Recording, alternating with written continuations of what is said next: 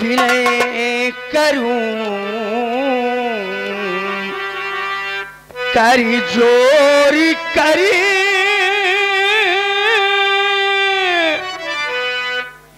धीमा खन के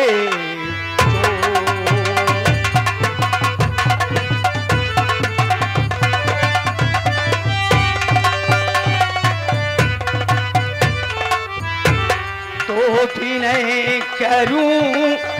करी जोरी करी धीमा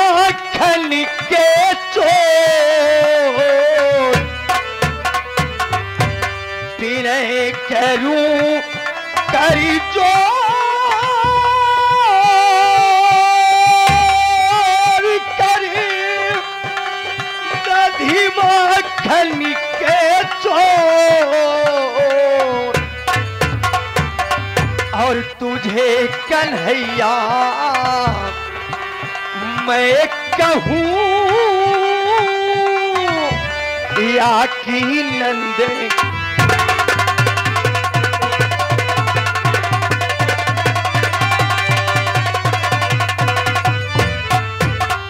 तुझे कन्हैया मैं कहूं या की नंद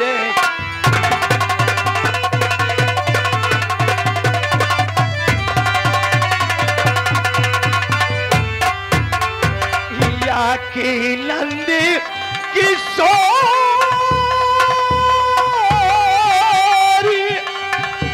नंद बाबा के किसन कन्हैया या की नंद किशोरी नंद बाबा के किसन कन्हैया और आज सभा में लाज रख दो बलिदाऊ के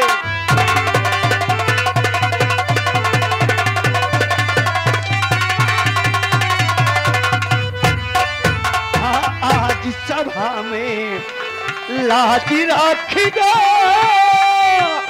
बलिदाऊ के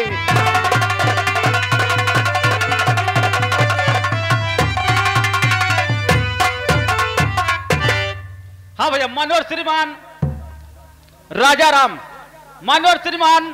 राजाराम घर मालिक जी साहब ये भैया बोल को सुनते हुए 51 रुपए का उपकार हुआ है हमारी पार्टी हार्दिक स्वागत एवं अभिनंदन वंदन कर श्रीमान जी को।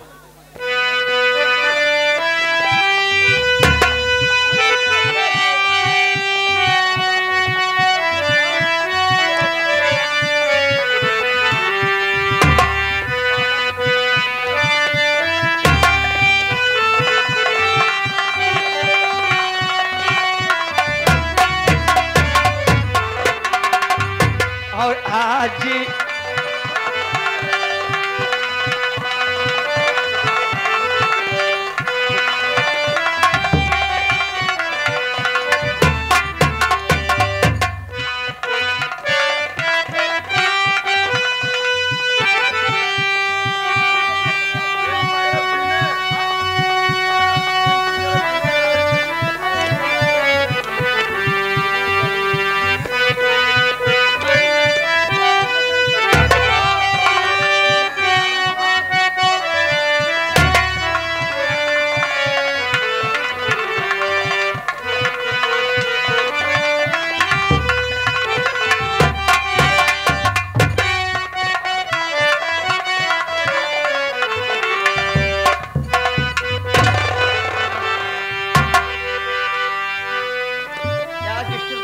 दिमाग से उतर गया है।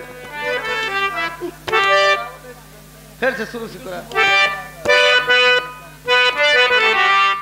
और आज सभा में लाज रख दो बलिदाऊ के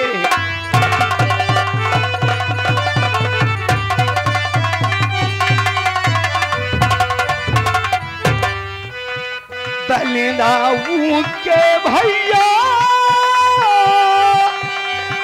बलिदाऊ के भैया और आज सभा में लाज राख दो बलिदाऊ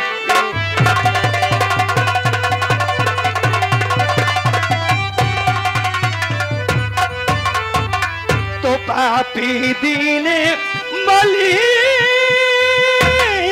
दुखी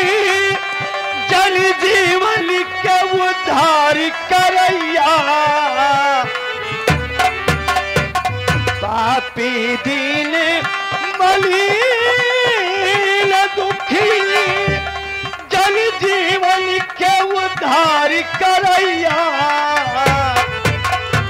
और मालिक के हमारे विनोद कुमार की पार लगा दो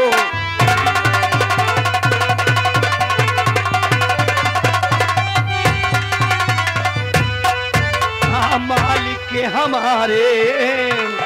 विनोद कुमार की पार लगा दो